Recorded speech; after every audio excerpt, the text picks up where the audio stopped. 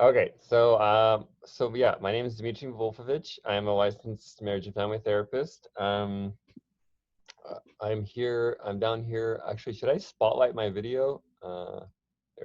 Yes, and we can help. Okay, you found it. Wonderful. Okay. So yeah, I'm down here in San Jose. I have a private practice, and I also work part-time for Santa Clara County EAP. Um, and I'm a supervisor and a master teacher trainer at a postgraduate institute called Process Therapy Institute. We train new psychotherapists in a kind of a experiential gestalt model behind a one-way mirror. Um, and actually we're opening up to non-licensed practitioners if you want to. It's like an alternative healing modality. But anyways, I'm here. I'm a local in San Jose, and I love this stuff. So I'm going to be guiding you guys through a bit of a training workshop about compassion fatigue.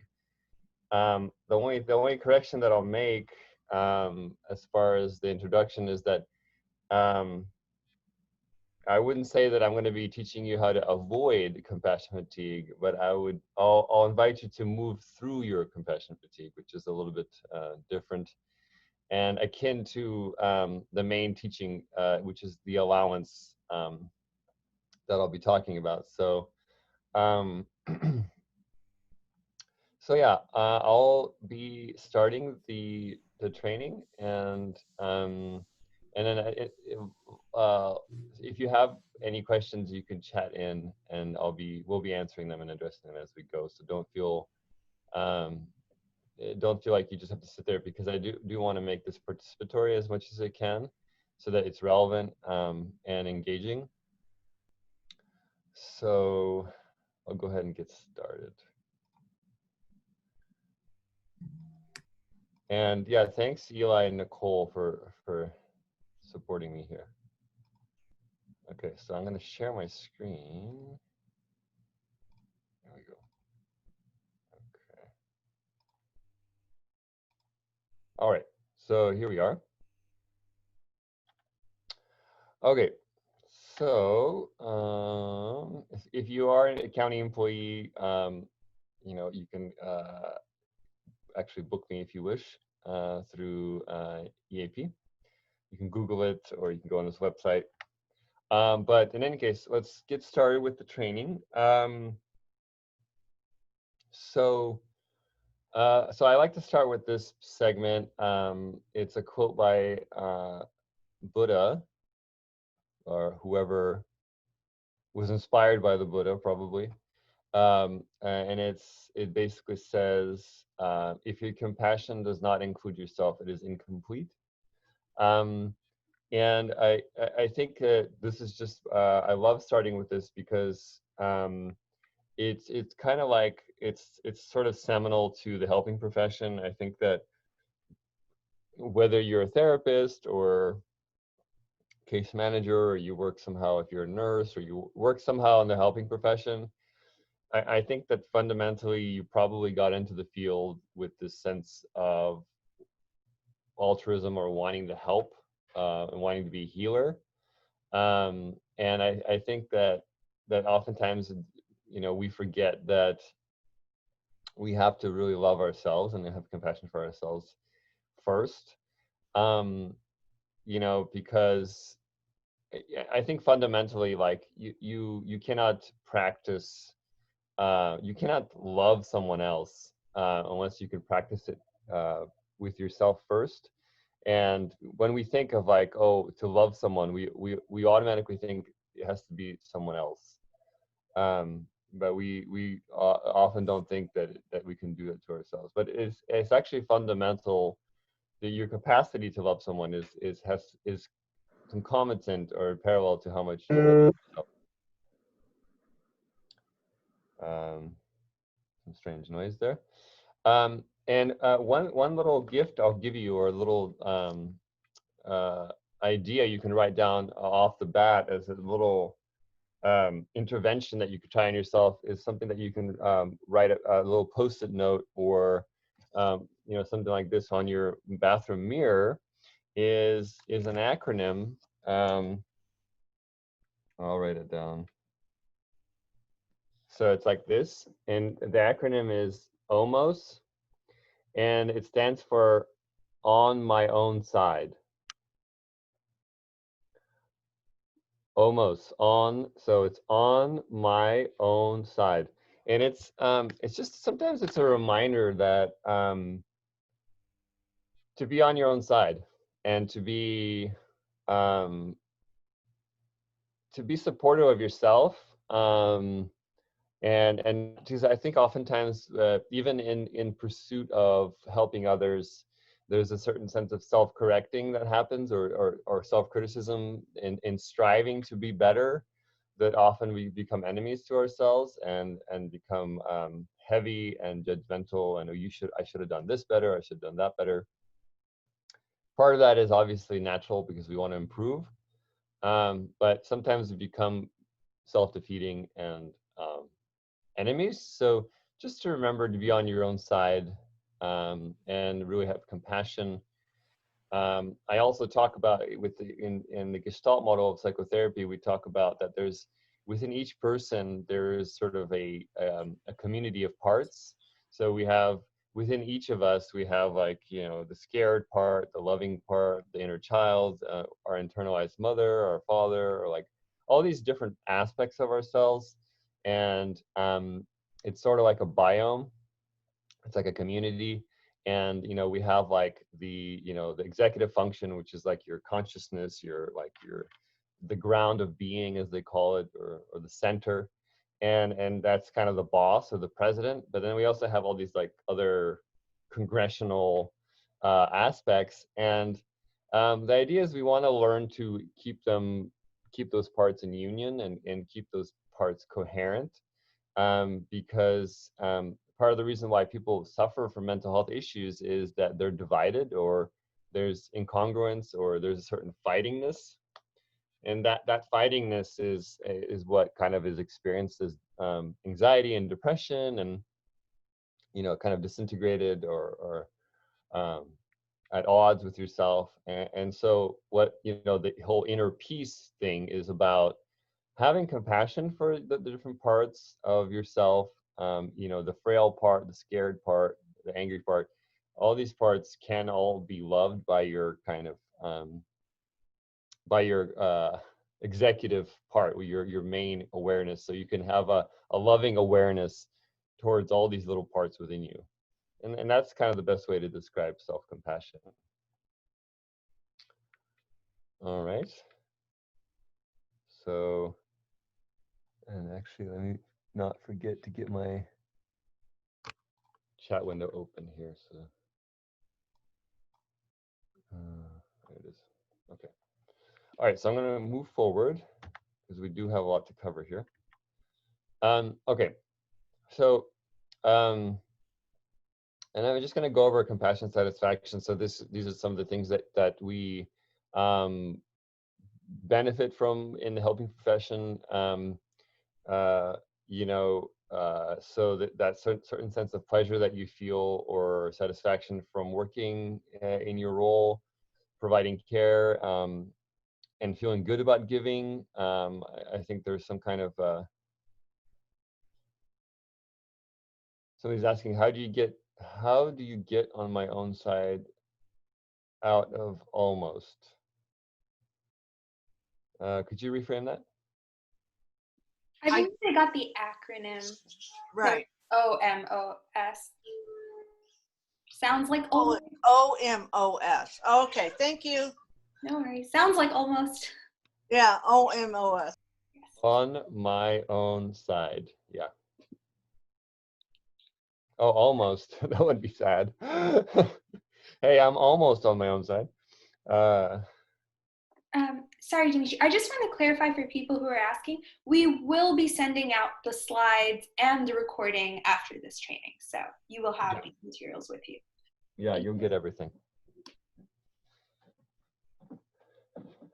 Yeah, thanks for asking about the acronym. I just realized I could just chat in that instead of writing it on a post-it. Yeah. So, okay, so moving forward, so yeah, so another benefit of doing this work is feeling connected to the community, feeling a part of the remedy. Um, you know, I think a lot of times we, whether it's current events or dealing with uh, justice issues or whatever you're dealing with, community, poverty, mental health.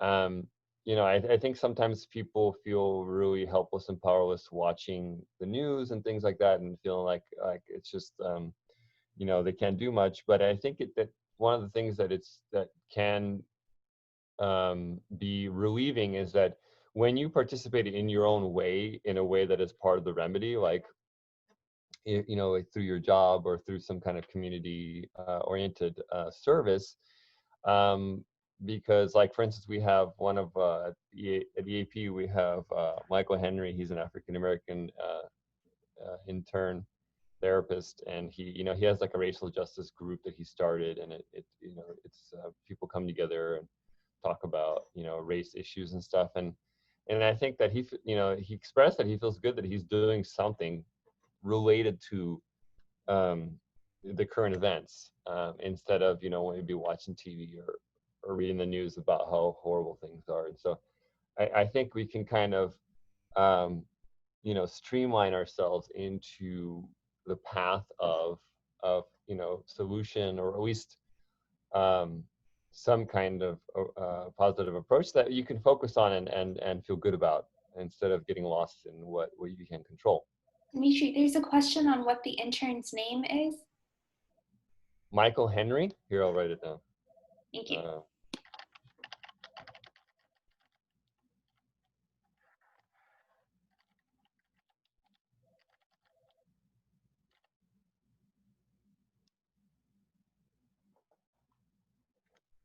And I'll give the EAP phone number if you want to reach him.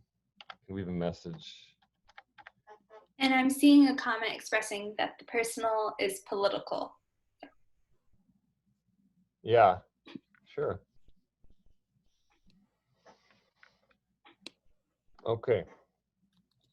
So yeah, so that's why we do this stuff, and certain beliefs that we hold about ourselves, about being a giver, about being a healer, about being community leader or community member, and I think that kind of holds the community together, and brings warmth to the community when we bring this together, and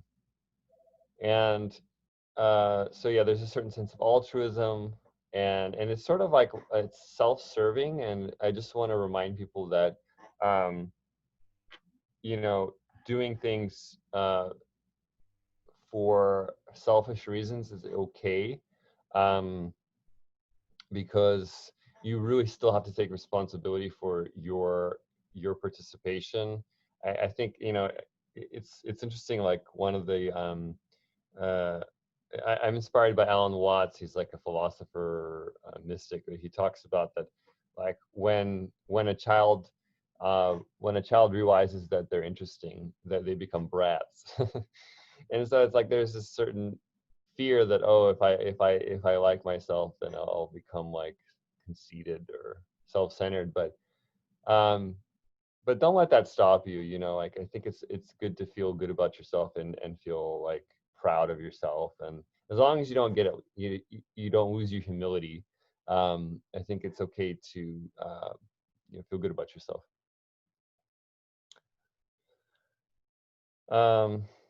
Yeah, and also do it because, and we'll talk about this more as we go, but do it because it feels good, not to save the world. I think we'll talk more about this as far as the self-determination that people have, but oftentimes we can get hung up on measuring the fruit of our action prematurely, and letting that dictate whether we, how to move forward. Sometimes we just have to keep going, and we may not see the results. It's like planting a tree. You may not see that tree fruit in your lifetime even. So you just have to kind of keep going. So that's that.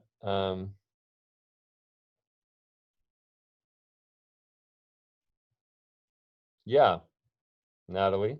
Yeah, being humble and really being okay with praising yourself. I think that you can't do it unless you like yourself. Otherwise, you're just sort of like a martyr, or kind of like a ghost that wants to do empty service. Like you have to like yourself, and that's part of it. You have to feel good about yourself in your work, and that means a little bit of ego, I guess. If you, however you want to see ego, your sense of self, your self-concept.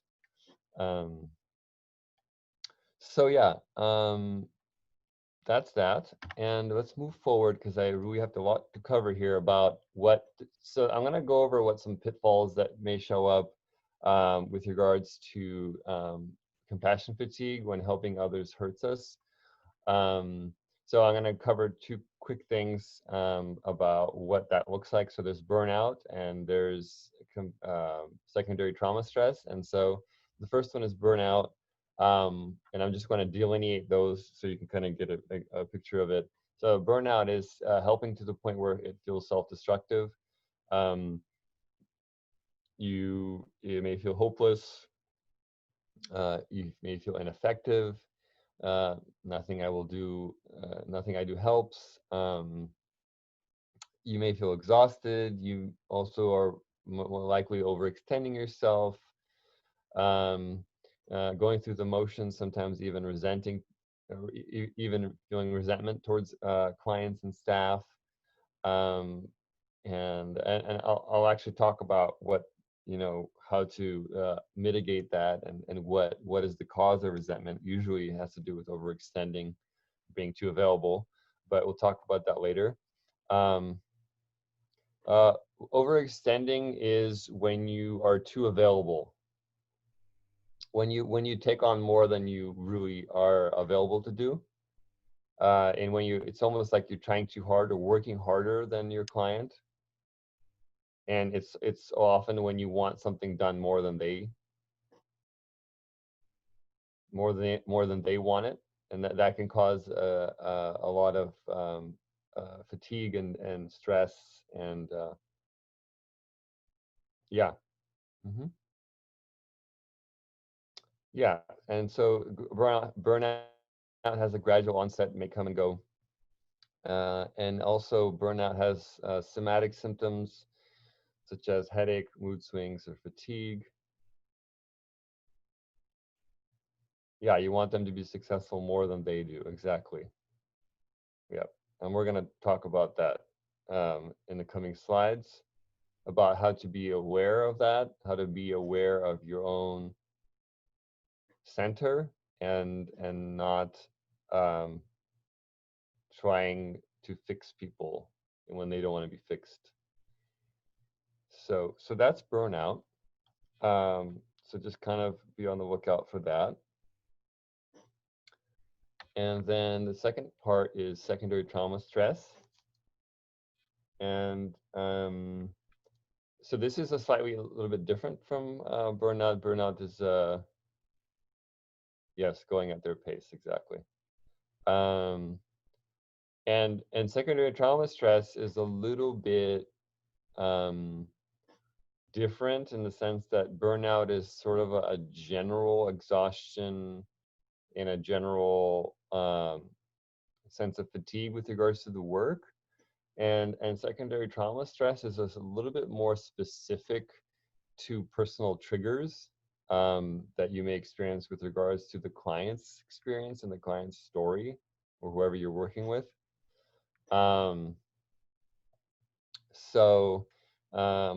Secondary trauma stress is, you might feel frightened, preoccupied with thoughts of the people that you're helping.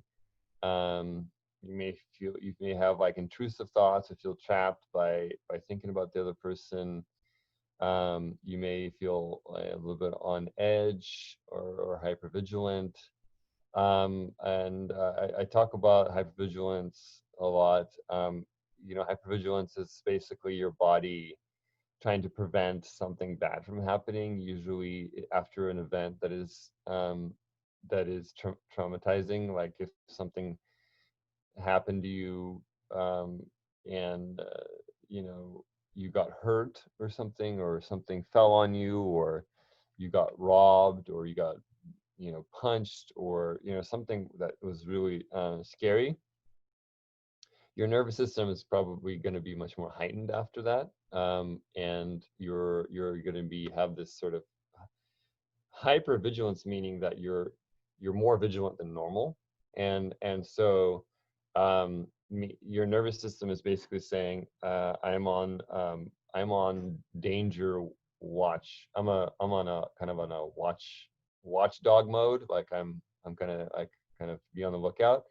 And so usually people who are hypervigilant have problems with loud noises, because if they hear a door slam, they'll hear it that much more because of that hypervigilance.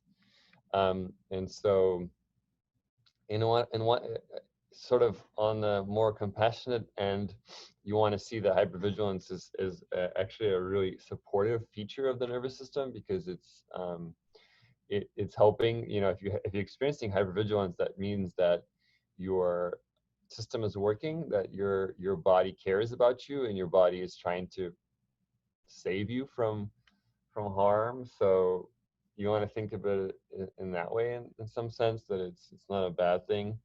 But you definitely, if you experience hypervigilance, it's a sign that you need therapy, or you need some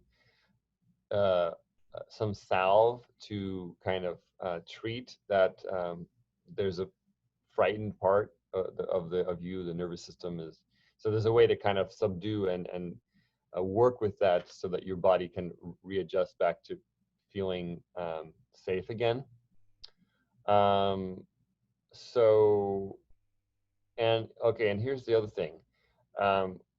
When working with clients, if you, after talking with a client, you go home and you start to have like some kind of strange, like secondary trauma stress or something like that, it's likely that you have something in your life that's related to their story, because usually people don't have secondary trauma stress. I mean, you still can, especially if it's something really horrific, like if they tell you some really like gross event that had happened to them. But a lot of times, the reason why people have a strong secondary trauma stress reaction is that when the client tells you something, and you've had something similar yourself, and it sort of reignites your own wounding that maybe still hasn't fully been healed. And so sometimes it's an opportunity to go back and do some more healing with regards to your trigger. Otherwise, you wouldn't really be that triggered by it if it wasn't your own already. So just keep an eye on that, and ask yourself, how does this pertain to me, and why am I being triggered by this so much? So that you kind of take ownership of it, and do your own work about it. I mean, do your own work with it, with a therapist or something like that. And so you may find yourself not having ability to separate your life from the life of helping. You may come home and talk about it, and kind of be constantly wrapped up in your client. Not a good thing. And depersonalization, you also may find yourself really numb and kind of like flat, because you're just kind of reach the limit where you're so inundated with feelings that your body has gone into a numbing state, which is another coping strategy that the nervous system has in place to protect you. And you also may have irrational fears, and this is also has a sudden onset, as opposed to burnout, which is much more gradual. Okay. So So that's those two things. I don't want to burden you with all this sort of like, what could go wrong. So this is it, and from here we're going to talk about like how to get yourself out, and how to get yourself through. Um, Natalie, what happens in stages? The secondary trauma stress? Yeah, so what I was confused about, so you mentioned depersonalization, meaning feeling numb at some point, because you said you may feel so consumed by these feelings. You mentioned, yeah, how you feel so consumed, or you used another word, like flooded with all these feelings, and then at some point you may feel numb. So I'm saying, like, do you feel flooded by all these feelings based on the trigger from the story that you hear from your clients, and then at some point it's just an overloaded feeling, so then you feel numb and you feel nothing? That's where I'm a little bit confused about. Yeah, good question. Thanks, Natalie. No, these are not sequential. These are not phases. These are just ways in which the nervous system can organically go, and some people may go just straight into numbness, Oh, okay. and some people Gotcha. may be having like a very hypervigilant reaction. It Gotcha. just depends on how people are prone to deal with this stuff. Okay, And then gotcha. there's no steps or anything like that. Okay, cool. Thank you. Yeah, and that's the, keep that in mind, that it's not uniform how our nervous systems work. It's so different. And there's all sorts of research about it. Like there's different cultural considerations, like people in Asia, people from like India and China, in Vietnam, often it's recorded that, based on the research, that people like Asian people may have a lot more somatic symptoms, where the stress will go into like a stomach ache or a headache, more so than maybe like Western, like white people. So it just really shows that, like, there is no straight path of this sort of stress. It just kind of finds its way based on kind of your own patterns. It says, Arieli says, if a client's story is triggering, should I transfer the client or deal with the feelings? It it all depends. It's a good question. I would say I couldn't give you a straight shot answer, because I think it's very unique, and I think you probably want to consult with your supervisor, whoever you consult with in your consult group, or if you're not licensed, your clinical supervisor. But I think it really all depends on the level of the trigger, because if it's something that's triggering you and you're kind of able to use it as a sort of way to grow, and like it's sort of like, oh yeah, I feel there's this trigger, like you may feel triggered, there's some sadness, but you have like, you're kind of spacious enough to like kind of be mindful and work through it in a way that's kind of healthy, and you can use it. So it's almost like counter transference, like you can use it as a way to grow and kind of season yourself with it and kind of work through it. If that's the case, then you don't need to transfer them, because obviously there's always going to be some level of trigger, working with people. It's just but there come a time when, if it's coming to the point where you're not functioning, you're kind of decompensating your own yourself, at that point, yeah, you may want to start to think about transferring, especially in cases where it's triggering your own, like maybe your own drinking, or if there's maybe some kind of relationship issue where you're kind of feeling attracted to them, or if it's going to get in the way of treatment, then you should probably refer. But I wouldn't say that just because you feel some kind of discomfort or some kind of trigger that you immediately transfer them. That would be a little too rash. I mean, too reactionary to do that. So it's kind of case by case is what I'm saying. Does that make sense?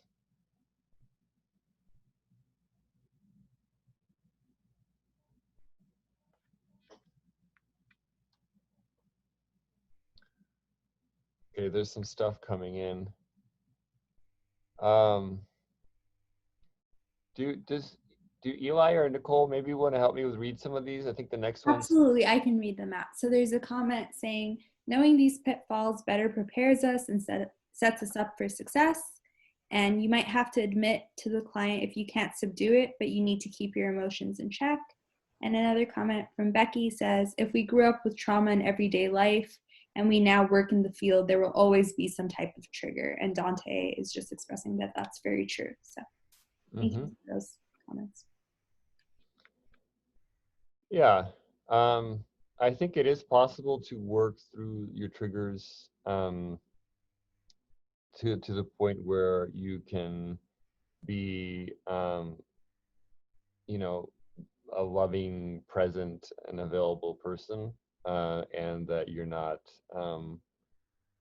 you don't need anything, and you don't have an agenda towards the client, and you kind of, you know, you can come and you know, be ready for anything. But it does take a certain amount of introspection, a certain amount of growth, a certain amount of mindfulness to be able to kind of work through your own stuff. And I think it comes to various degrees. Some people come into it early on and they have a ton of stuff that they carry with them, and when they see clients, they have a hard time. But some people have been, you know, if you've been in the field for a long time, you may have like worked through a lot of your stuff, and you can be pretty present with them. Another comment has come in saying, in my opinion, it depends on how our history / internal process may or may not adversely affect the client. Mm-hmm. Yeah. And I would say I would focus on more about you being affected, not so much you affecting the client. I think of course we have to continue to be, you know, use respectful language, sort of the ABCs of being kind and compassionate. But I remind therapists to be centered on your own self, so that you can because that's the only thing you can really regulate is yourself. So noticing your own reactions, noticing your own triggers, and being present. That's the only thing you can really control, and not focus on too much on the client.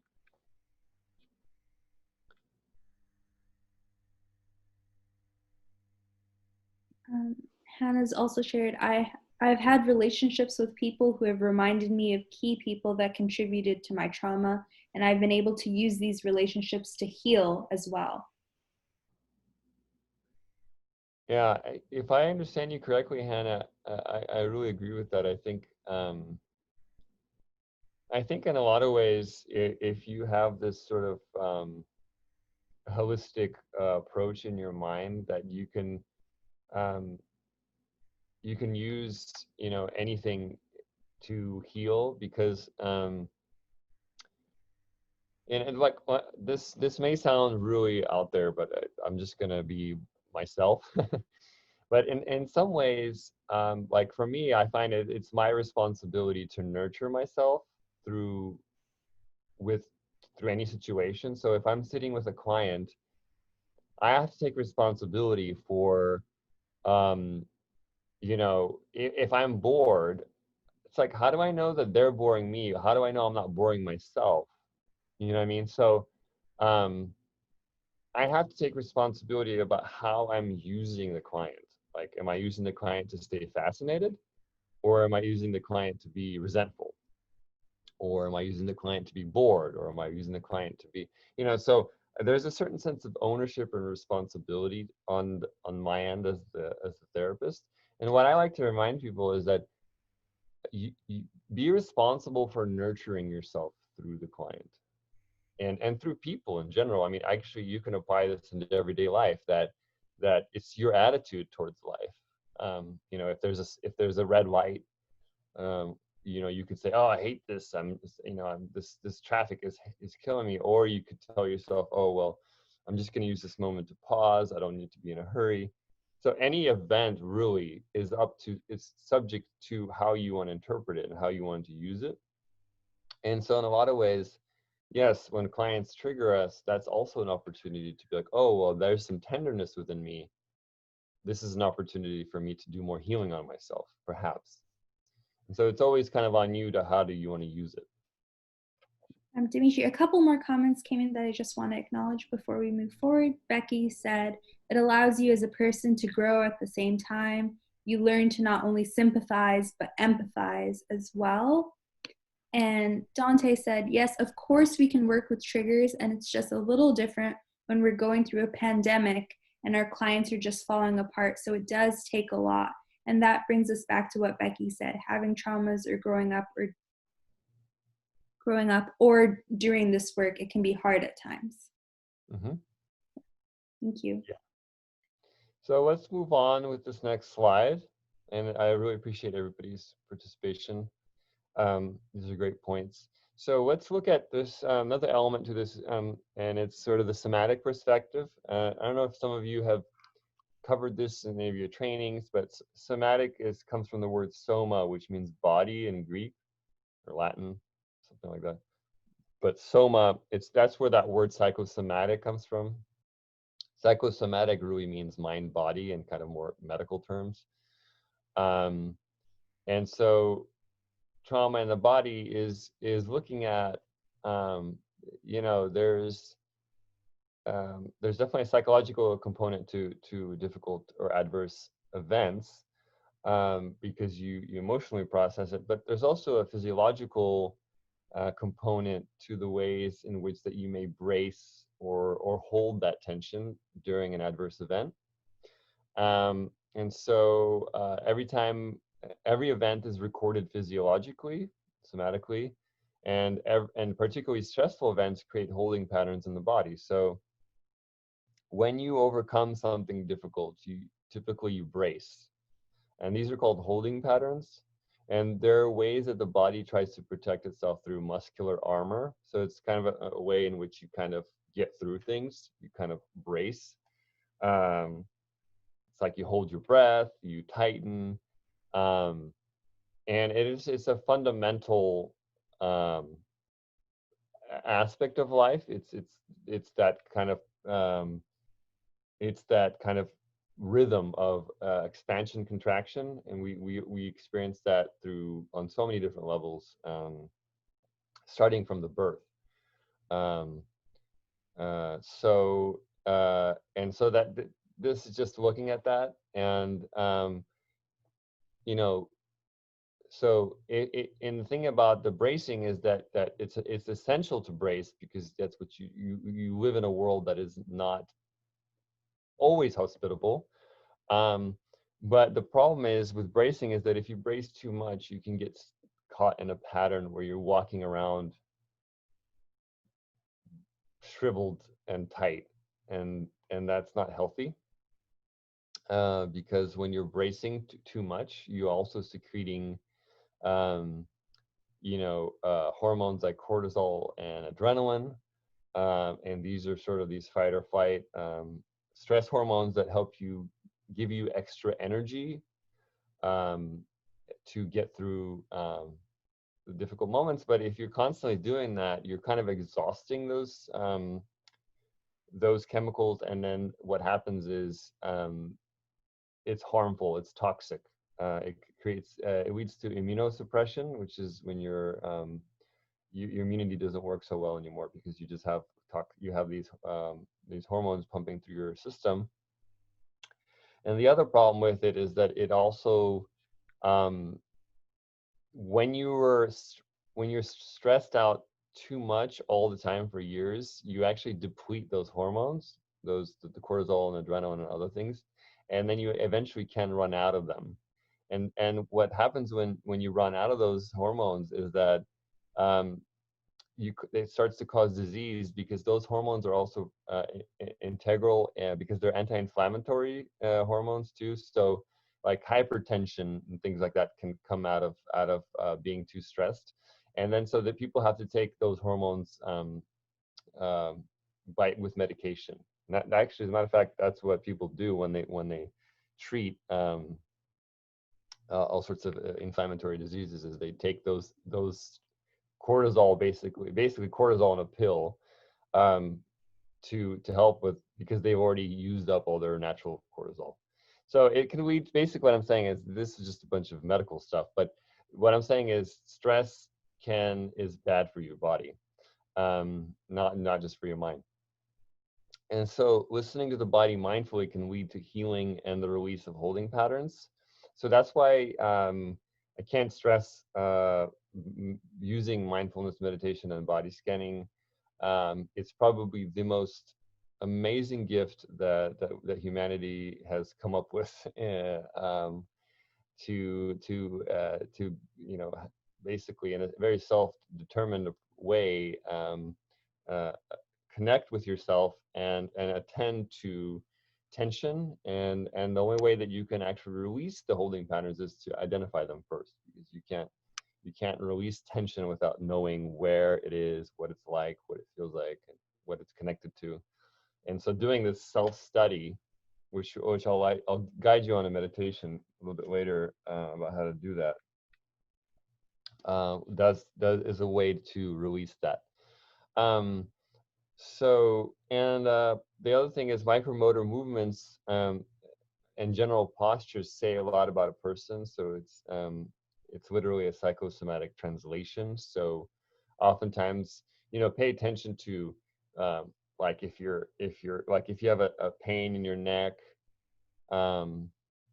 you could have slept wrong, but it's often related to some kind of emotional process that's going on. If you have a certain posture, or the way that you walk, or the way that your client sits, the way that you sit, pay attention to yourself and your client. First yourself, obviously, because you need to kind of get to know yourself, but there's a lot that goes on. There's this whole there's a book by Alexander Lowen, MD. It's called Bioenergetics, but he talks about that there are, like, he actually charts out an entire array of like potential indicators. Like, for instance, if your knees buckle, it could mean that you don't have a good standing in the world. And talking about, like, maybe weight on your shoulders could represent, like, having the weight of the world, bearing the weight of the world on your shoulders, things like that. So there could be responsibility. So, like, you could have tension in your shoulders, but it could be an emotional process of responsibility or something like that. So there's a lot of kind of Michi, could we get the title and author in the chat box for people? yeah, I saw that. I'm getting there, just a Awesome. second. Thank you.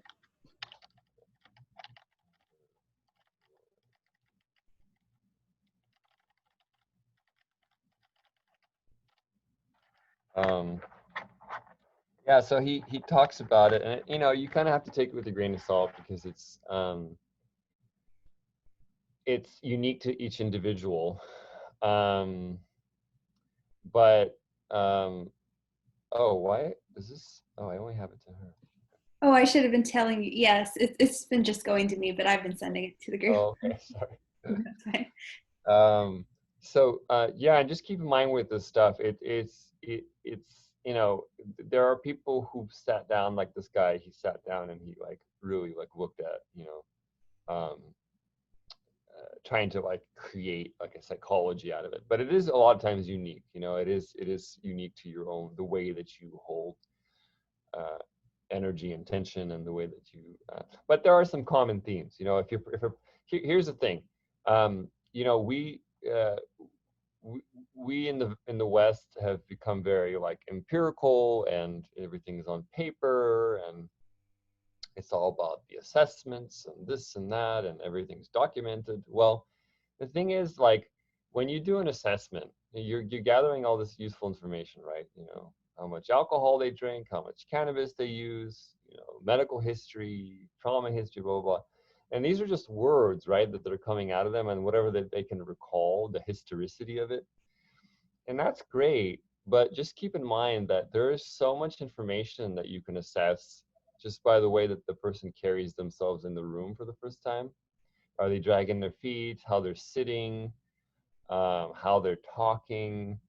You know, a person can say, "Oh, I'm feeling really happy right now," you know, and they could say one thing, but they're saying their body is saying something completely different. So just to remind you that there's a whole lot more going on than the words in yourself and in your client. So pay attention to that. It's important. So that's that. And then and the other thing is about trauma is that trauma is not defined by the event, but rather by the person's reaction and story they tell themselves as a result. So okay, so basically it's like it goes both ways. So like in a lot of ways, like you know, because you could have two people in an elevator in during an earthquake, and in the same room, in the same proximity, and one person can come out of it with PTSD, and the other person can come out of it just fine, feeling great about themselves. So it's not so much the event, but it's how the person internalizes the event.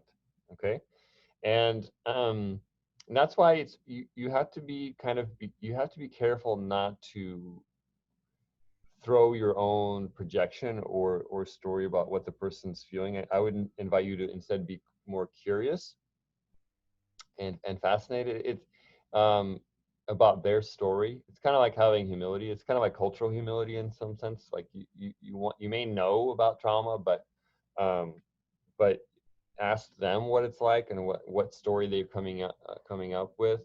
You know, some people may have, don't assume that they're traumatized. Like some people may have gone through there's people who've gone through sex trafficking or they've prostituted themselves and stuff, and they feel more or less okay about it, you know, and they don't want to go and do all this deep trauma work, but they feel okay.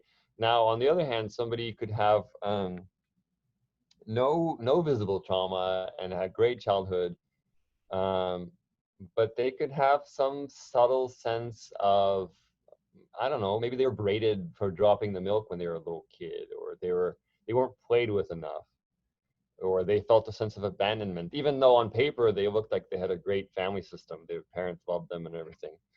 But there's something that's really bothering them, and it's causing real problems in their life. So, and you have to just meet that where it is. You can't compare again, you know, against societal standards, what trauma is and what trauma isn't. And if a person tells you that they're okay, you just okay, you know, until they're ready to talk about it, and until they're ready to go, you can't say, oh no, I know you have trauma, you know. Nor do you want to be like dismissive of somebody who has something traumatic from an event that doesn't really sound traumatic at all. So it goes both ways. And there's a comment that perception and perspective are individual. Right. So that's that. Okay. So moving forward, so what is anxiety? So anxiety can be traced back to the German root word Angst, and it is defined as the narrowing or choking of the breathing passageways. So that's what that word actually originates from. So you can try this with me for a moment. Take a couple seconds to take a deep breath, and then tighten your stomach and your throat, and kind of tighten your whole from your throat down, and just kind of hold for a couple seconds. And you will feel that that's kind of what anxiety feels like. So So sometimes becoming aware of your breathing and the tension in the body can relieve it, because sometimes you know, you're anxious, but it's kind of on automatic. It's like, if you think about it like a computer, like let's say your desktop, you know, you have your desktop, but then you have like all these other programs that are running down underneath, and you don't really know which ones are running and what they're doing, but they're doing something. Well, a lot of times that's what you know, our symptoms and our stressors can be like, because we're kind of going about our day and there's a lot of subsurface stuff going on, and it's kind of working on you. And so sometimes you actually have to like stop and attend and be available to yourself to kind of get a sense of like, oh yeah, I'm actually tightening here, or I'm kind of breathing heavy. And once you can own and see that, oh, I'm doing that, then you can maybe slow down and consciously kind of take a deep breath or kind of unwind, so that you're not doing that, because it's like it's you doing it, you just don't know that you're doing it. So yeah. And the other thing to keep in mind, that, and like this is a whole study of somatic psychology, is that, and we'll talk about sort of this allowance in the coming slides, but this tension that starts that starts with the breathing, it's actually very coherent with the entire body, so that you know, this tension that you can feel initially when you're in your breathing can actually affect other organs. So because you can also experience indigestion, heartburn, upset stomach through an emotional process too. If you're kind of resentful or angry for a long period of time, it can start to get to your stomach too. So that tension can obviously restrict blood flow, and restriction of blood flow and tension is synonymous with disease, because when you don't have access to oxygen and blood and all those things, the organs don't function that well. And so that's when you have problems, you know, with stomach. And then it also can move down into, you know, sexual dysfunction too, because it's all coherent, you know, all the body parts, so they can move down into the lower pelvic region, and then you can have problems there. And, you know, so keep that in mind, that's why when you have a client, sometimes they'll come in and they'll have so many different varying symptoms. But like if they're depressed, they could have like, you know, low appetite, you know, stomach, and then they have trouble sleeping. They can have sexual dysfunction, and it's all really stemming from a narrowing in the physiological function, related to emotions, of course, but on a physiological level, it's the dis-ease, the restriction of flow in them. So, and it's not like mindfulness is a catch-all that's going to fix everything, but it is the initial way to start to look into what's tense, how can I start to release it. So that's that. Yeah, so body scanning is a really great tool for that. All right, I'll keep going here. Yeah, if there's anything coming up, just chat in. So some tools for survival. Acknowledge the impact of stress. So the first thing is, you don't want to try to talk yourself out of it. You want to be okay with not being okay. That's the first step. And kind of come to terms with it. And the other thing is what we call the 30-second rule, or the 2-minute rule. That's how long it takes for the hormones to activate in your bloodstream. And so you'll notice, like, if you ever get into a really like in a rut, and you get kind of stressed out, if you do it for long enough, you will feel a sense of fatigue, and kind of like you'll feel down. That's the after effect of the cortisol, which makes it harder for you to get out of that bad mood. So what I say is, like, if you catch yourself in a ruminative place where you're kind of like starting to go in a dead end thought formation or whatever, see if you can kind of go for a walk, take a deep breath, do something different. Because if you can stop that sort of that stress hormone, you won't feel all that fatigue. But once you get into that cycle, then it'll take longer for that to flush out. You may need to take a nap or something to kind of get through that. Yeah. So allowance of your feelings is another tool for survival. Don't resist what you feel is kind of what we've been talking about. And then, like that last comment by Lisa, perception and beliefs. Take a look at what you're telling yourself about the situation. Stress is 80% perception and 20% event. You know, um, it does matter, what you tell yourself. Think about it. Like, let's say if there's a person on the street, a homeless person or something like that, that they're doing something, I don't know, considered bad by society, like they're doing something like stealing or doing something. Well, at that moment, when you look at that homeless person, whether you tell yourself, oh, that person's evil, or oh, that person must be really sick mentally, that's your choice.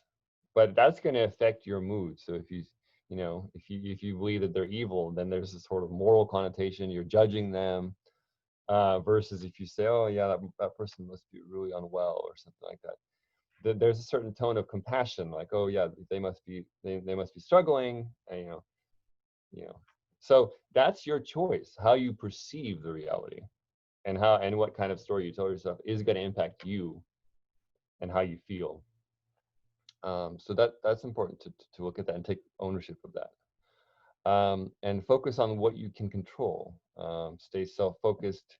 You can't change others, and also letting go of the need for people to be different, and respecting their refusal to get well, and having dignity for them, and being a role model for ease and wellness. So that's kind of a lot, but that's a sort of a little cheat sheet for things that you can kind of do for yourself. So, and then I like this little quote that I put in here. It says, "A smooth sea never made a skilled sailor." So it's just kind of a positive way to look at adversity. Okay, so let's move into self-determination. So self-determination.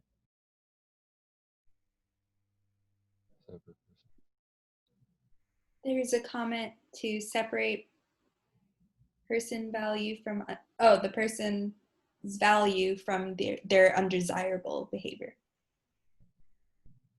Yeah, that's a good way to look at it. Yeah, and maybe in some sense, there's no such thing as evil. maybe evil is just a judgment we make about undesirable behaviors. And that everything can be traced back to trauma or unwellness that leads people to do things that are undesirable. But that's just kind of philosophical. Okay, so let's talk about self-determination. So it's really important, actually. Yeah, when I talk about self-determination, I think it's a cornerstone for getting through burnout and compassion fatigue and things like that. Self-determination is the ability to allow others to take responsibility for their lives while still being supportive of them. And it's really about finding that really appropriate balance and line. So honoring people's self-determination is an essential ethical principle in the helping profession. It's for MFTs, it's in the exam when you take the board. You're not supposed to give advice, really. You're supposed to be facilitating them making decisions and helping them make decisions. So, and I'm pretty sure in a lot of other ethical standard, like any like psychologists and social workers, and I'm pretty sure across the board, like that's, you know, fundamental to helping people. It's important to believe in the dignity and personhood of every being, and people are a lot more resilient than you think. And going back to, you know, working harder than the client robs their ability to exercise their own strength. So, you know, take a look at how much you're doing, and are you allowing the person to, you know, be able to kind of wrestle with their issue and have the space to give it a shot, you know, try to figure it out on your own. So you as the helper can try to move in the direction of just being a witness. And that is actually, you'd be surprised how powerful it is to, I don't know if you've ever been in a situation with a partner or a friend or a therapist where, you know, you're going through a hard time and then the person is just there and they're like letting you cry or something like that. And it's almost feels like you wouldn't have been able to do it on your own without their witnessing.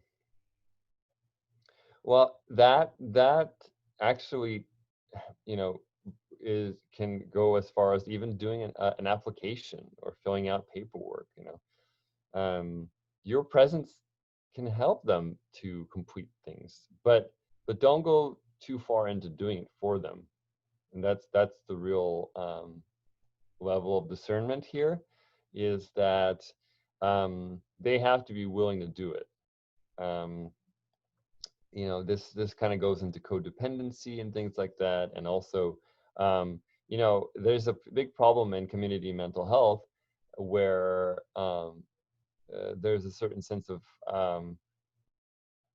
you know, co-behaving, or like there are people who go from, yeah, you know, they're fixing problems. Like there's clients who go agency to agency and they're just kind of, I guess, taking advantage, but it's not them doing it. It's actually the providers that are co-enabling, co-participating in this cycle of not. And it also comes down to care. You know, it's like if you really care about the person, then you would just slow down and help them figure their problems out, instead of being like, okay, here's the solution, go. It's like, here, do this and move on, so that get out of my face. You know, it's like, you know, this another thing that I want to invite you guys to think about is, and I didn't talk about this last time I did this here, is that there's a difference between feeling isolated and being isolated. Okay. A person can feel isolated even if they're around people. Like, you can be at a party and you can be chuckling about things that don't mean anything to you. You can still feel a sense of, you know, loneliness even with friends around, because maybe you're not talking about the things that are relevant to you. And in that same token, a person who doesn't have anybody around can still feel really connected to people. Maybe in their hearts, they can, you know, pray or send letters or commune with their garden or the birds, or, you know, so it goes both ways. And I think connection is not dependent on physical proximity with other people. And so what I'm trying to say is, like, if a client comes to you and says, oh, I'm feeling really isolated, sometimes it's a really cold intervention to be like, okay, well, here's 3 resources. Here's the YWCA, here's this church, and here's this. Okay, here you go. And it's kind of like, well, maybe they didn't need that. Maybe they didn't need some,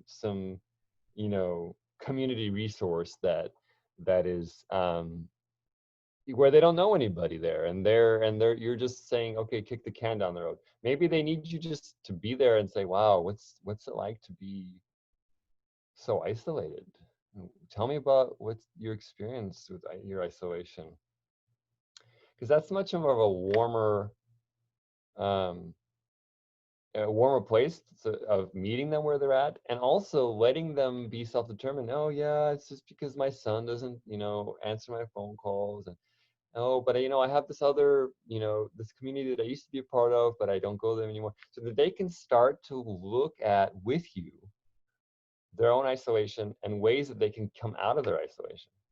But when you jump to conclusions and say, oh, do this, do that, try that, it's almost like you don't really even want to be there.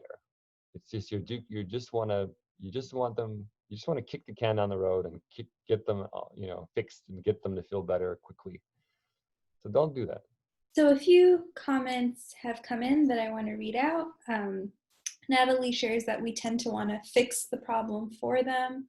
Lisa says, awaken in them their ability to take charge of their life, and agrees that we should be listening longer rather than throwing out solutions. And Becky agrees with the points you've been bringing up, Dimitri, saying, yes, you're absolutely right. One of my families just told me that she was uncomfortable telling a stranger their life. Thank you for sharing. Yeah, so I'm glad you guys can relate. I think this is really important to the client, but also to you, because this next point here, it says working harder than your client robs their ability to exercise their strength. So it's bad for you because you get spent, and it's bad for them because it doesn't help them. So it's almost like it's a win-win when you can sit back and just be present and allowing of their experience. It helps you because it doesn't excessively spend your energy, and it balances out so they can also take responsibility and take a self-determined approach towards being critical or having critical thinking and about themselves. You can also think about it this way. It's kind of like, how you have a phone, right? And when you don't remember your phone numbers anymore because you have a phone, and then you also have a calendar, and you have all these apps that do things for you.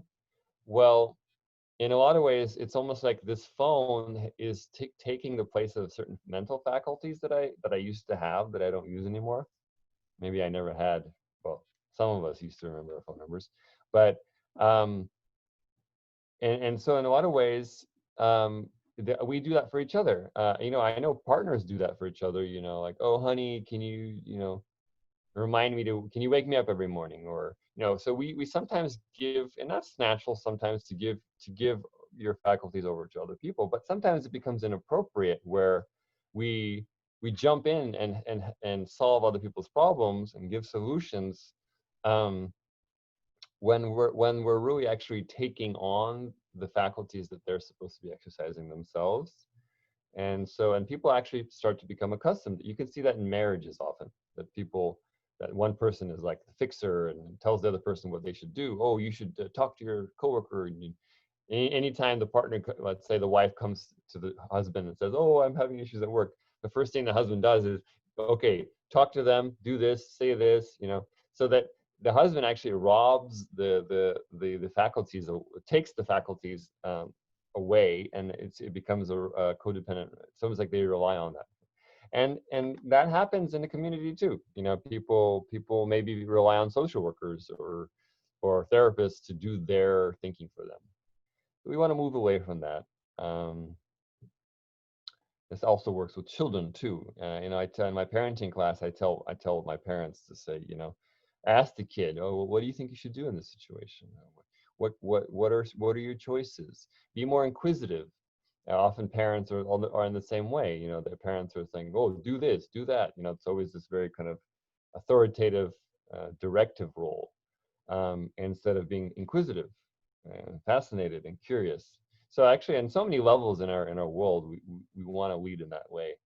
And people can be uncanny and surprisingly resourceful if you allow them, if you have the patience. because they will take on those faculties themselves if given the opportunity. And it just takes a little bit of, don't be afraid of silence. Don't be afraid of just a kind of a dead zone for a minute and no one's saying anything, because that's when there's nothing going on between you and your client. That's when they're like, okay, well, my therapist or my caseworker or whoever it is, they're not saying anything. That maybe it means that I should maybe think about it myself. And so like it usually brings it back to them, and they might, if you give it a minute, they may actually say something. So don't be afraid of silence. All right. So moving right along, we have still yet a lot to cover. Okay, so life, I'm going to tap into some Eastern philosophy. Life occurs naturally in sequence with a beginning, middle, and end. Oh, should we Yes, read this? I can quickly read this out. I see a comment from Natalie saying, as a mother, I try to empower my child by practicing this as opposed to wanting to give him the answers. I don't always succeed, but I'm aware that it's crucial to foster self-determination. Thanks for sharing, Natalie. Yeah, I'm going to write down a couple, a really good model called Love and Logic. There's also some audios, just Google this. They have really cool audio tapes and books, and it's this very kind of approach to giving choices. And then there's another one called Positive Discipline.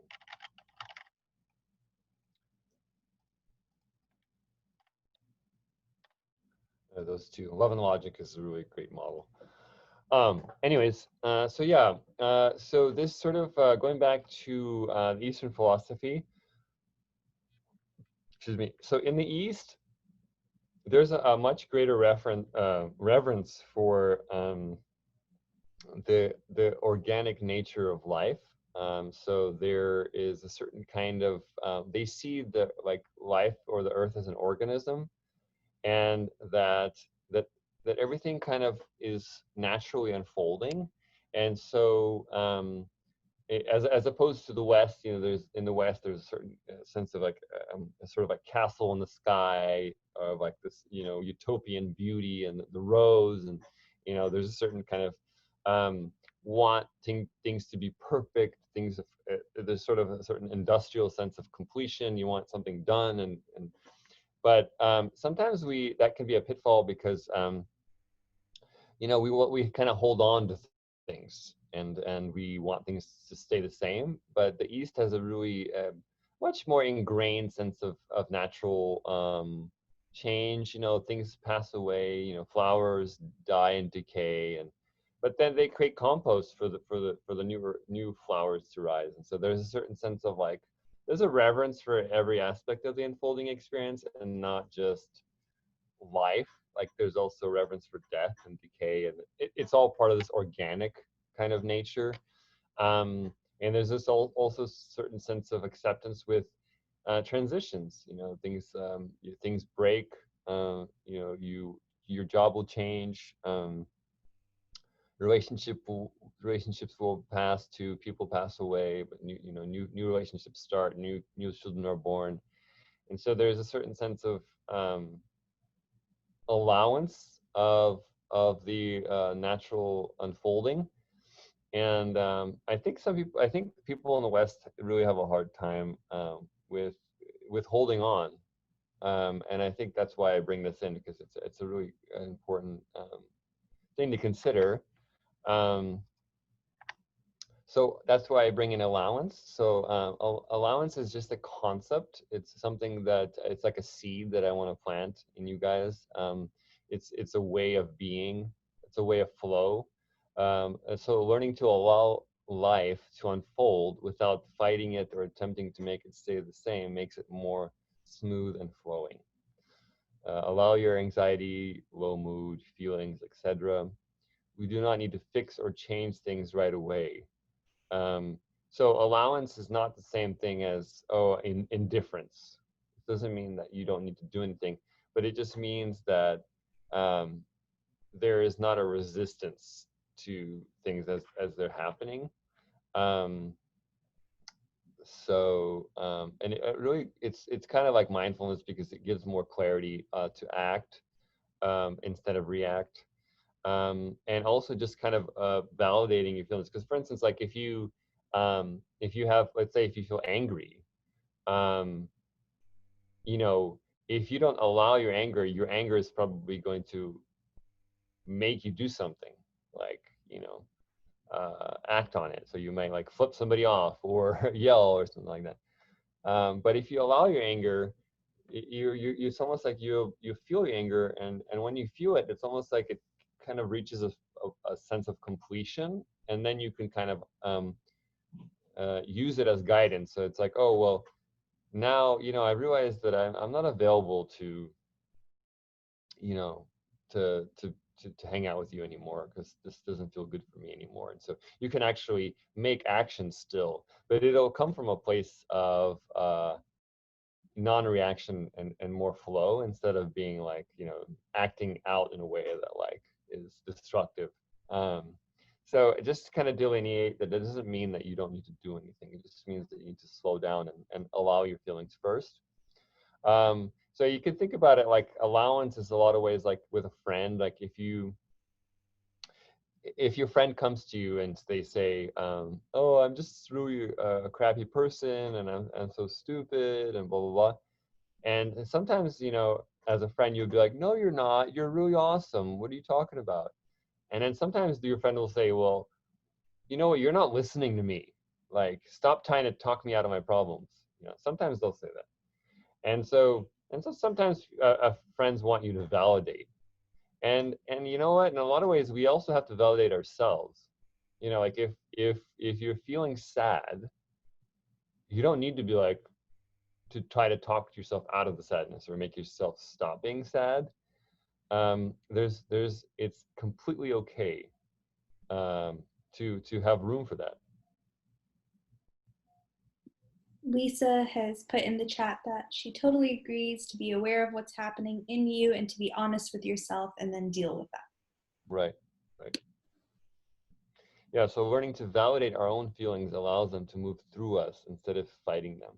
So there's a lot less, it's actually, the paradox is that if you allow the feeling, it actually moves through you much quicker than resisting it. Because if you resist it, it kind of lingers. So like we don't, sort of like, it's kind of counterintuitive because we think like, oh, if I allow it, well, it's gonna like eat me up. I'm gonna like, be sad all the time and it's just gonna be crazy. But surprisingly, it's the opposite. It's when you don't feel it that it lingers, but if you allow it, it kind of just, it's almost like it feels heard. Yeah. So, and here I created this. So this is my teacher taught me this. So this is, it's called Universal Flow Perspective. And so if you think about it, like the bottom, I don't know if you can see can you see my cursor? Yes, we can. Okay. So if you think about it, like this bottom bar is you. Okay. You can think about it, this is your body. And this arrow here is the flow of life. And you could think about this life as sort of the unfolding experience, the confluence of events, people, feelings. And you think about it, like, so here's life and it's coming, and all of a sudden there's the present moment and something happens. And so there's two types of resistance that you can experience. And resistance is the opposite of allowance. It's the opposite of flow. And so the first thing is you can push it away.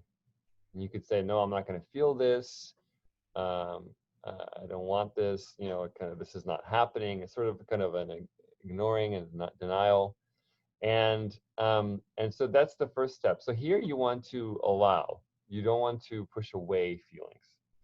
And then once you allow, you hit the second point of resistance, which is the holding on. And this is one where like, oh, I won't let this go. This person did this to me, or sort of a clinging. And that's the other point of resistance, where things you can clog up your system and create sort of anxiety, disease, and tension. And here's when you want to let go. So to be in flow with life, you have to not push anything away, and you have to not hold on to anything. So those are the two types of resistance. These are the type. It's almost like you could think about it like on a very simplistic way. Humans suffer in these two ways. You're either pushing something away or you're holding on to something.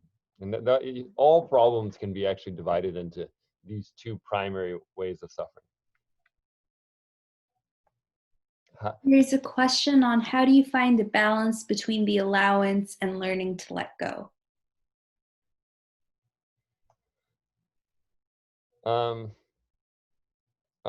So yeah, it's definitely a practice, and it has to do with being mindful with yourself. But what I try to remind people is that you know, you come out of the earth, and you really are the same process as the earth. And so if you think about it, like, you're mostly made out of water, and like a creek, when it flows, it's very clean. But when a creek reaches like into a pond where there's no flow, it gets really mucky and dirty and kind of, you know, green and whatever, and lots of bugs and things. And it's kind of like that for our feelings too. Like, we can get kind of bogged down with stuff that is stagnant, and we can kind of really overly I guess ruminate with something where it just becomes like it's stuck. And that so in a lot of ways, we are this kind of, we're a river, we are a creek, or rather we're the creek through which the water flows through. And so the way to balance is to pay attention to your tension, to pay attention to your own resistance, and to notice, where am I how am I not allowing myself to feel the sadness, or am I holding this? Am I continuing to hold on to this? So it's about being introspective. It's about being present with the process within you. And if you're noticing, and the best way to know that resistance is by experience of tension. You will know the feeling of tightness. You will know the feeling of heaviness, and that means that you're not in flow. Now, when you're in flow, you should feel naturally more effervescent, naturally more light in your body, more tingling, more at ease. So your body is almost like a measure for what's happening. I don't know if that helps, but it does take some time to get involved, to get more familiar with yourself in this sense. Okay. This kind of relates, kind of not, but I like this quote. It says, "Every time I judge someone else, I reveal an unhealed part of myself." We kind of talked about this back in the other slides about kind of your perception. But judgment can be a way that you can kind of hold on to things, to people. All right. So yeah, does that make sense as far as the flow? So basically, yeah, you're either pushing away or holding on. So you want to be allowing of things coming in, and allowing things to come out, come through. Okay.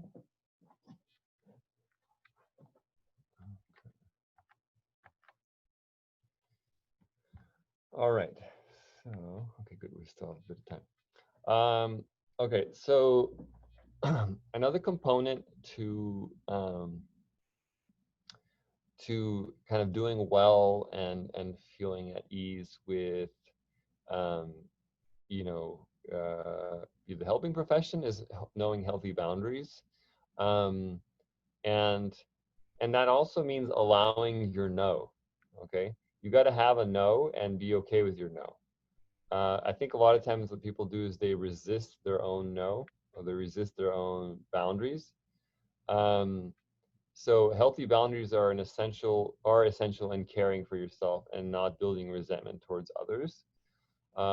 When you don't know your own limits and boundaries, you end up doing things that you don't enjoy and resent others and yourself for it. So I always give this example of, let's say if me and Nicole are in some kind of relationship. Maybe she's my boss, maybe we're friends, doesn't matter.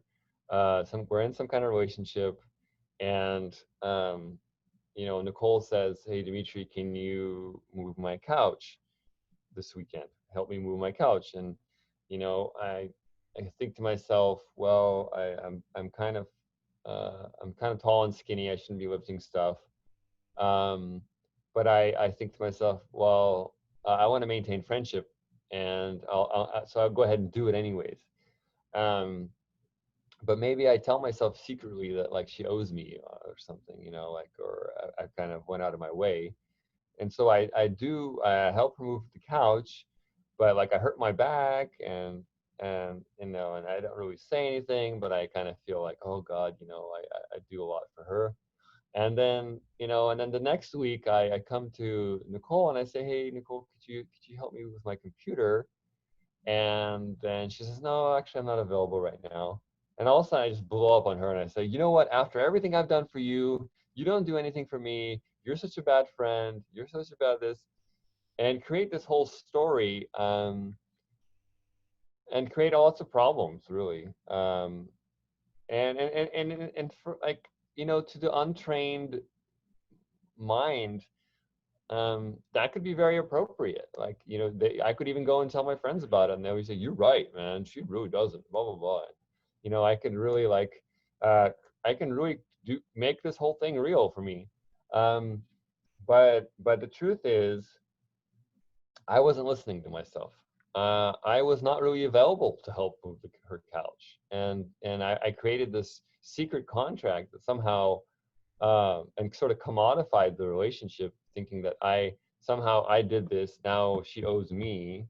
She didn't agree to that even, but I did. In my mind, I created this contract, and then because I created this contract or expectation, now I created a resentment that she somehow owes me, and that she shouldn't be saying no to me.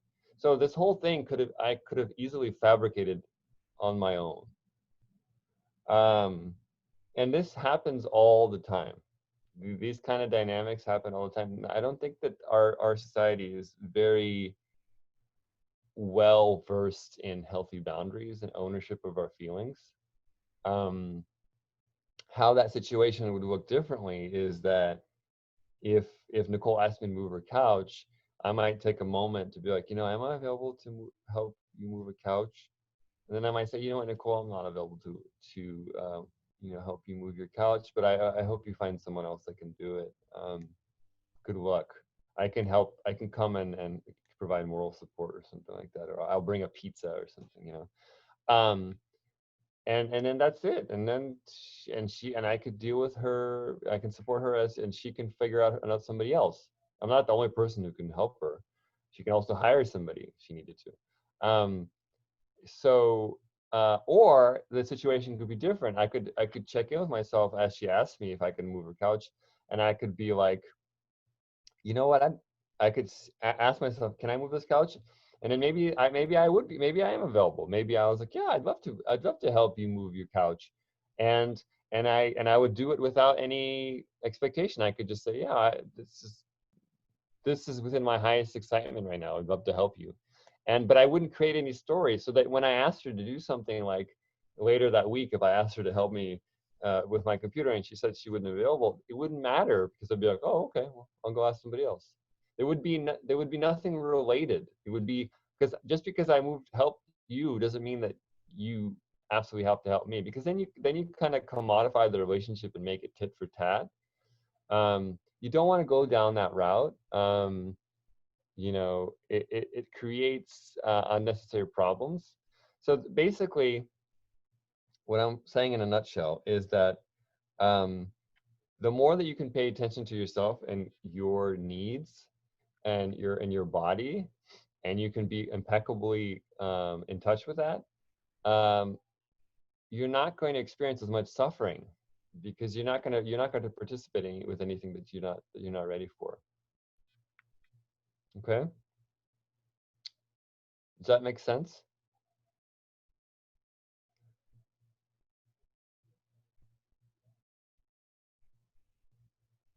I'm seeing an enthusiastic yes, that makes sense. And what I typically do in a live group with this is I have people get into partners, and and I have them say, can I hold, take turns, can I hold your hand, asking the other person, can I hold your hand, and the other person saying, I'm not available.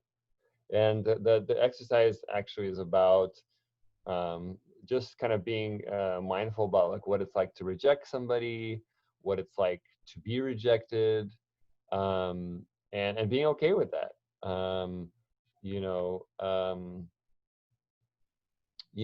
We can try this virtually. It's not going to do it justice, but like, for instance, imagine I was doing that to you right now. If I said, can I hold your hand? And imagine saying, no, I'm not available.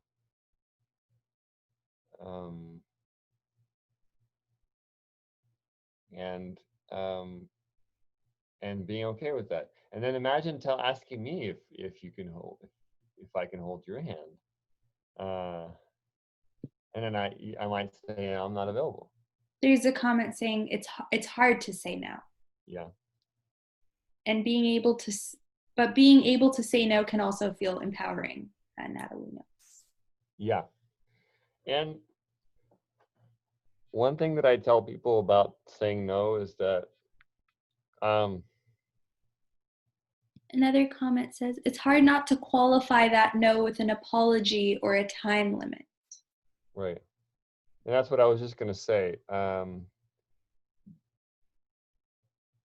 don't know if I wrote this in here, but what I tell people is that, okay, try not to apologize unless you feel remorse. The problem with another thing is, like, I think our culture is very perfunctory and kind of like very formality based. It's like, hey, how you doing? Good, good. How are you? Oh, good, good. Thanks. And it's like this very like unearnest, inauthentic kind of style of communicating. And oftentimes people say sorry way too much. Oh, sorry. Oh, sorry about that. Oh, sorry, sorry, sorry. It just becomes like this lifeless courtesy that really doesn't mean anything anymore. And so what I say is that when you're not available, don't say sorry for no reason, because you want to be sincere. If you really are remorseful, then say it if you really feel remorseful. But if you don't, then don't. And also keep in mind, you don't have to give a reason. It's none of their business what's, whether you have to watch the kids, or if you have a medical condition, or, they're not privy to, not everybody has to know.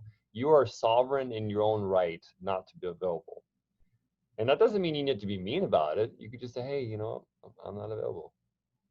And that's it, and that's okay. And I think that what I want you to do is I want you to practice that, not because I want you to say no all the time, but I just want you to have it in your tool bag just to be able to say no if you need it. So yeah. Read out that Becky says Becky's still learning the word no and wants to thank you, Dimitri, for this. Yeah, you're welcome. I think they say if you don't have a solid no, then you don't have a solid yes. You have to know your boundaries, and it also, this kind of actually ties back in with self-determination in a lot of ways, because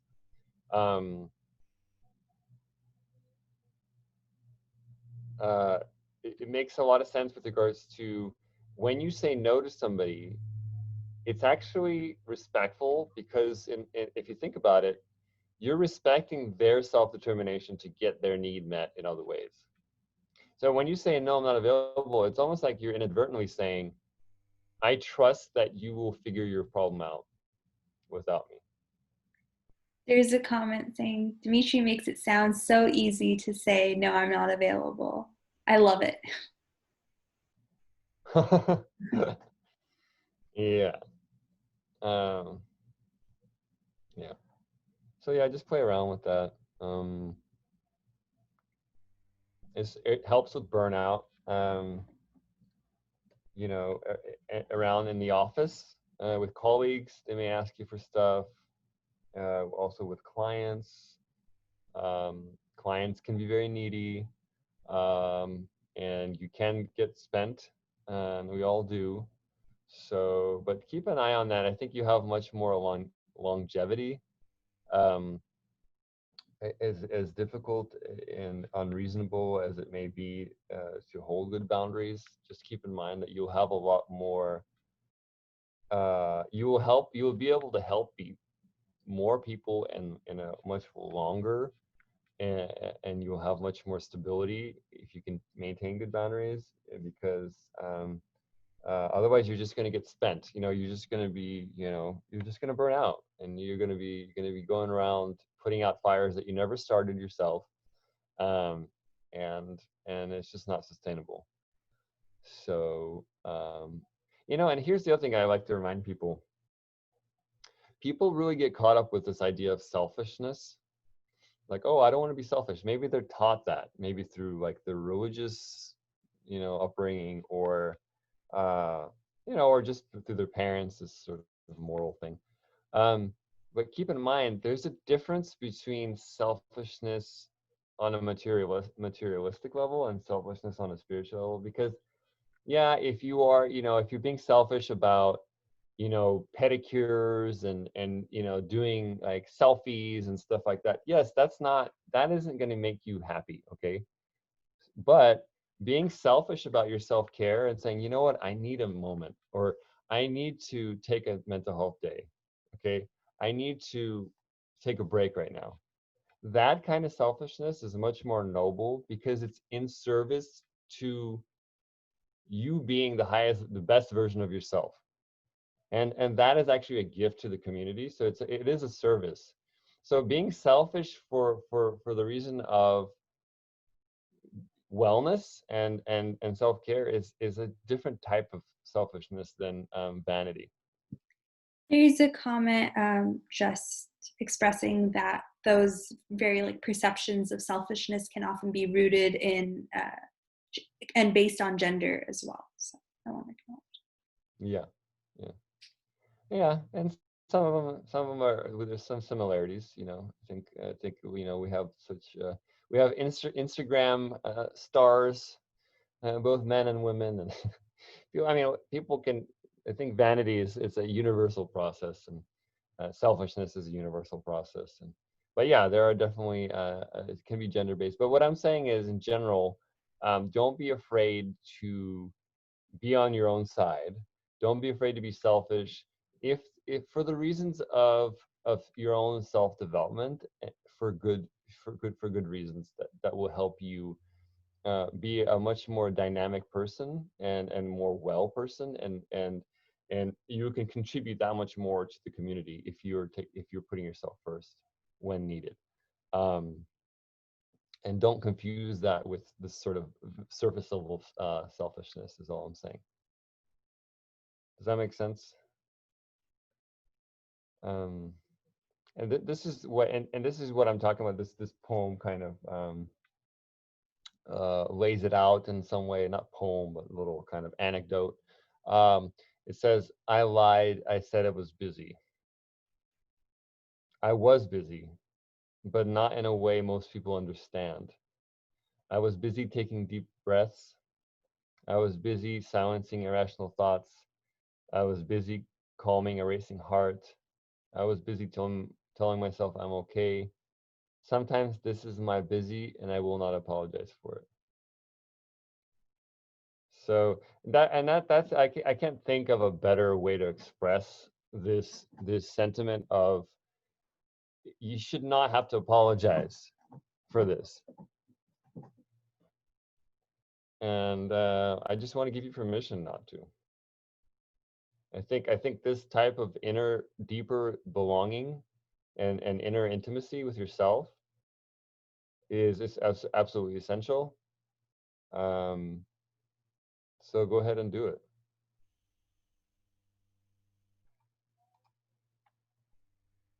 Okay, so we're kind of wrapping up here. A couple more things, and then I want to leave room for meditation.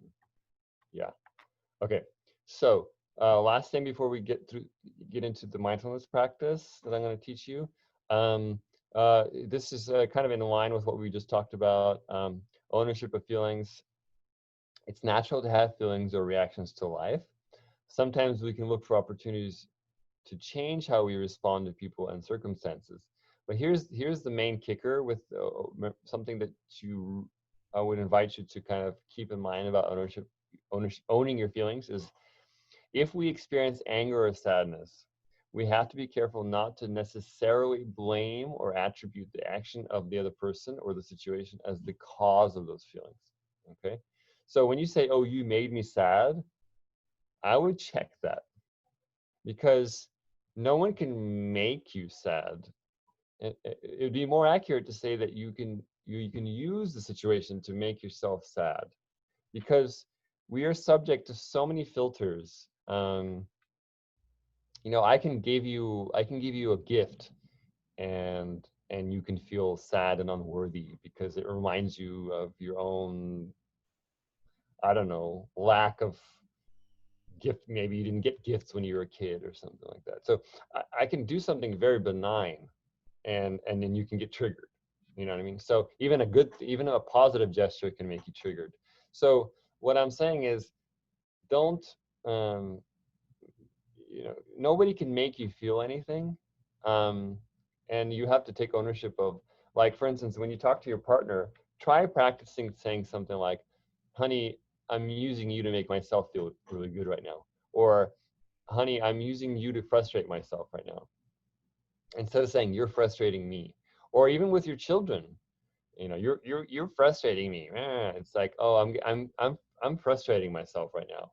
I'm getting frustrated," so that you can see that's there's some kind of participation going on with how I'm interacting with this environment, and I have actually a lot of agency and choice about how I'm choosing to react. And when you can take ownership, you can realize that so much of the world is not malicious. So much of the world is actually just doing its thing. So much of the world is just, God, these damn things. So much of the world is just, see how I'm getting frustrated because I'm getting this pop-up? I'm using my desktop to frustrate myself. Isn't it great? So a lot of times, and people will be malicious sometimes, and I'm sure that there's people who are negative, but a lot of times we do have to check our own feelings and how we're responding, and how we're holding our feelings. Um, and that's not to say that, you know, of course people will, you know, if somebody punches you, and, you know, if somebody does something really negative to you, like, that's obviously you're going to have a reaction.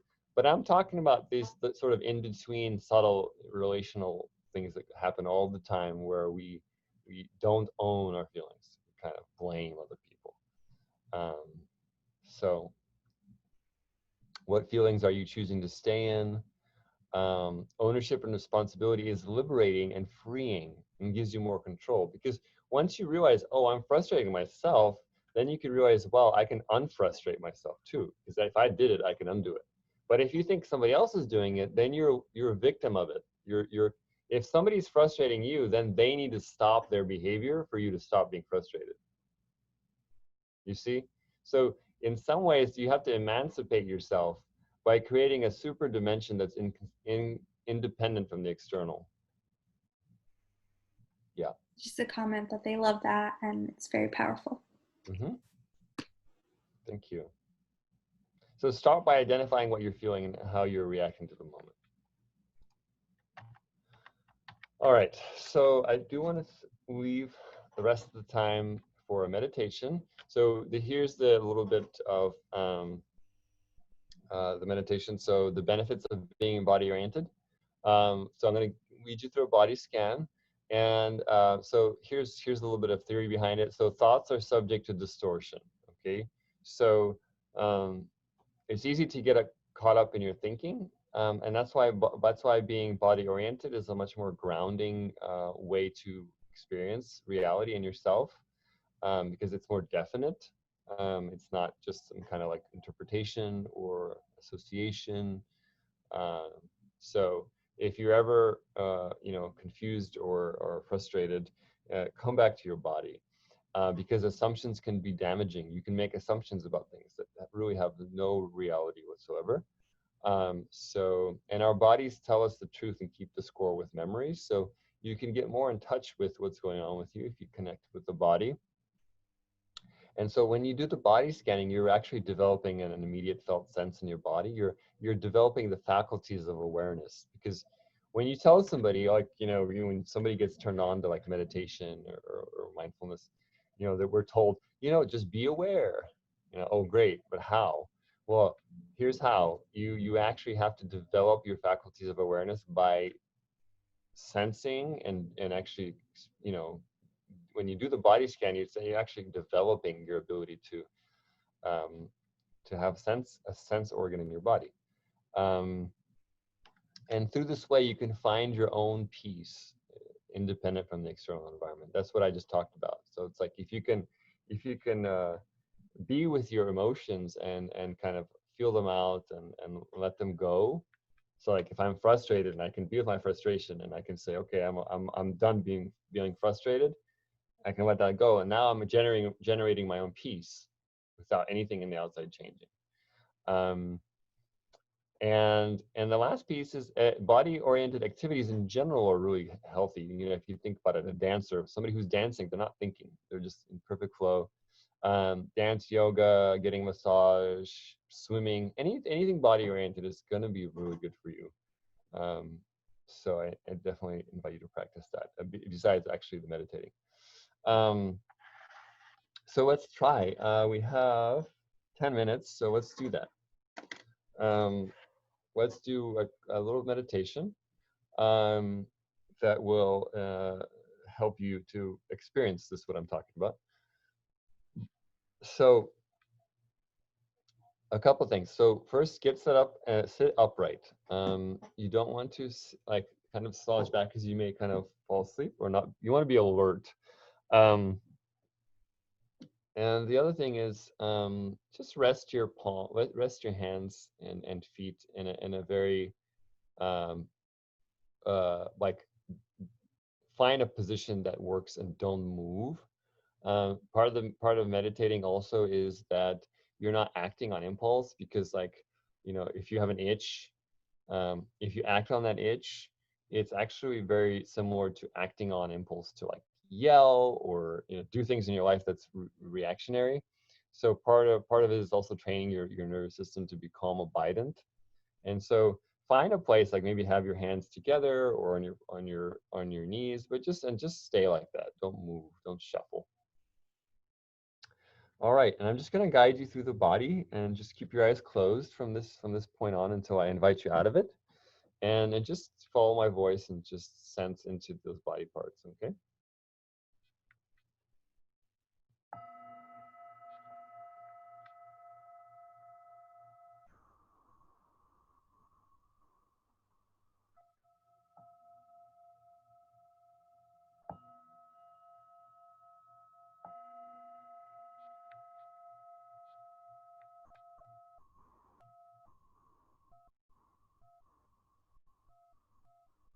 And so I invite you to start with your nostrils. And just put your awareness on the tips of the nostrils. Notice sensations as the air brushes up against the tips of the nostrils.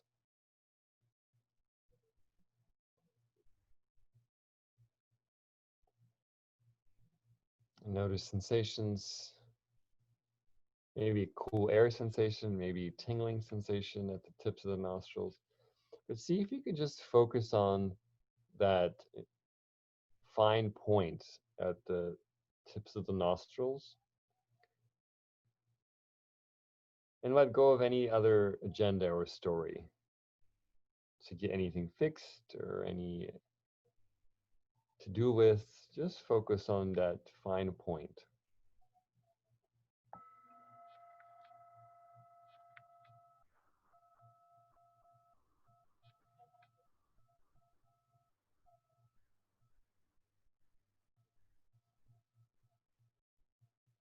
And then from there, I'll invite you to move to the head, starting with the top of the head, and start to move down forehead and temples and nose and cheeks and ears. And what you're doing is you're sensing. You're not thinking. You're sensing into sensation, sensing into texture in your cheeks, your mouth, your jaw, your chin, any sensation, but no story, no reference. You're not judging, not positive sensation, not negative sensation, just sensation.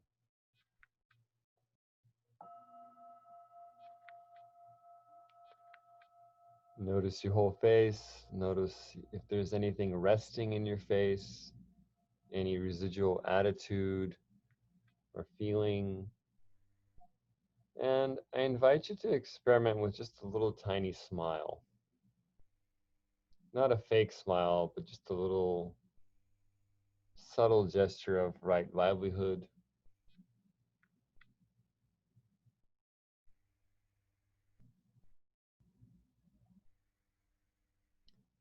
And then from there, I invite you to move your awareness to the neck and shoulders.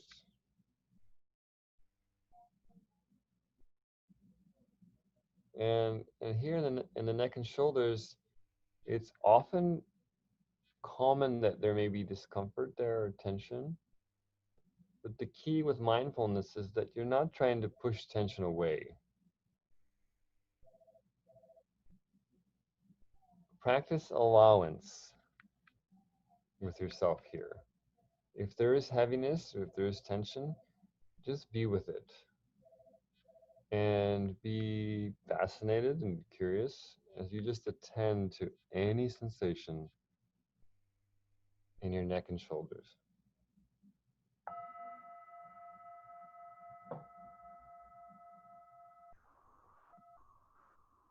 No story.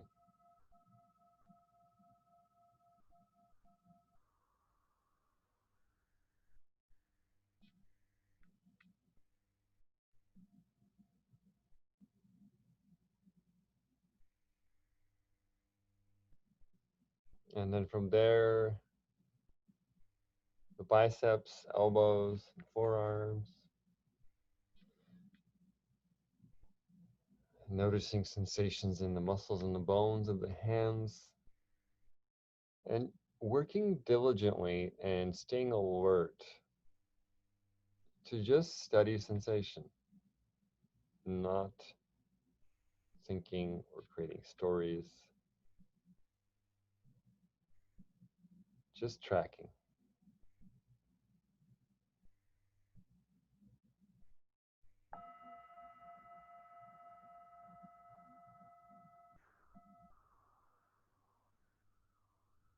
And then from there, moving down to the wrists and palms and fingers, fingertips.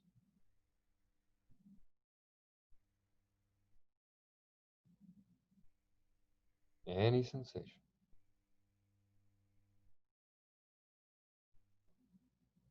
And then from there, I invite you to migrate your awareness up to the heart space. And here in the heart, it's really an important place to become more familiar, to become more at home. So start with just attending to sensation in the lungs. Notice the breathing as it's already happening without needing to change or fix anything. Just intimately attend to the heart space by listening to sensation in your heart.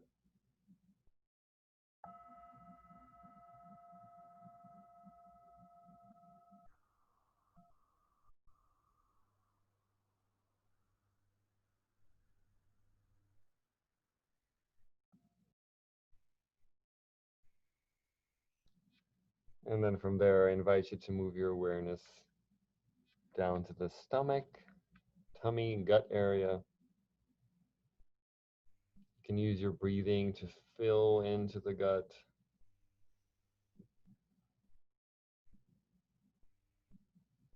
And notice sensation.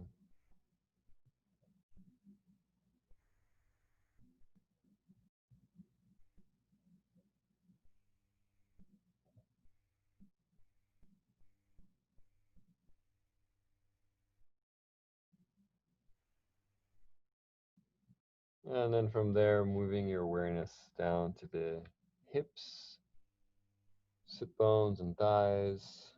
Noticing gravity pushing you down against the chair. Any sensation, but no story, no thinking.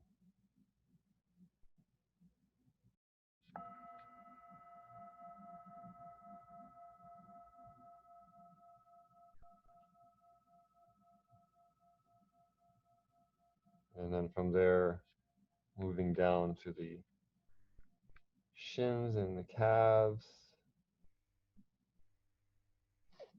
and then the ankles, the heels, the feet, the balls of the feet, toes, feeling planted and rooted to the ground.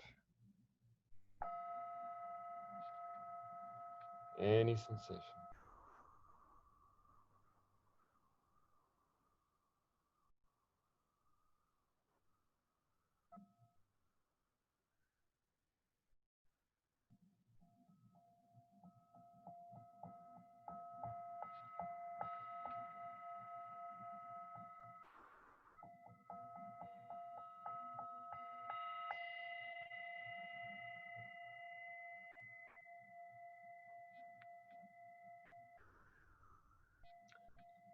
And at this point, I invite you to find some sense of completion here. Usually we can go much longer, but this was just a little teaser. You can try this on your own. I have some videos that I can attach. I can send to Nicole that you guys can practice with my voice. But that's it. That pretty much concludes. I can stick around for a couple minutes if you guys have any questions. I have this little quote here just to conclude. It says, and this is kind of in line with what we were just doing, be quiet and patient. Let evil and unpleasantness pass quietly over you. Do not try to avoid them. Observe them carefully and let active understanding take the place of reflex irritation, and you will grow out of your trouble.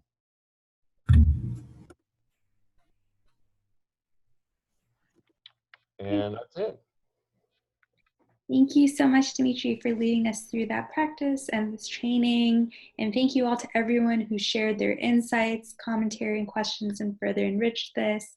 And we just want to take a moment to thank you for the important work you're doing now and always. And okay, I'm seeing a lot of thank yous and how helpful this was. So have a great, I hope you can enjoy the rest of your day.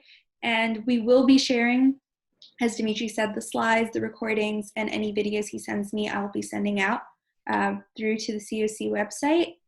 And we will be sending out a feedback form, and we'd love it if you could fill it out. It'll only take a couple of minutes, and so you can be expecting that in your inboxes shortly. So thank you very much.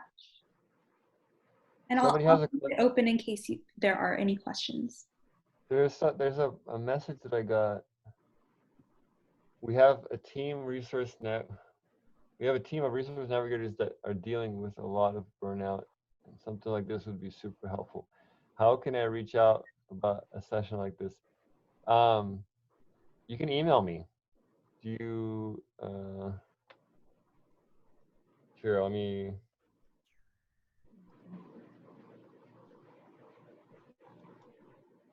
put in my email.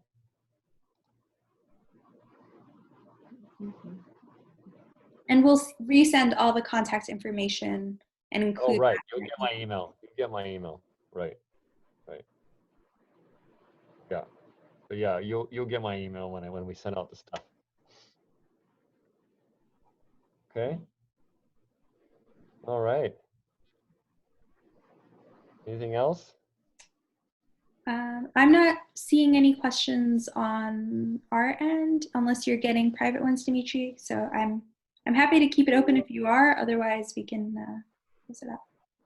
All right, guys. Thank you so much. I'm gonna get some lunch. Thank you. Thanks, all. everyone. Thanks, Bye. Bye. Bye.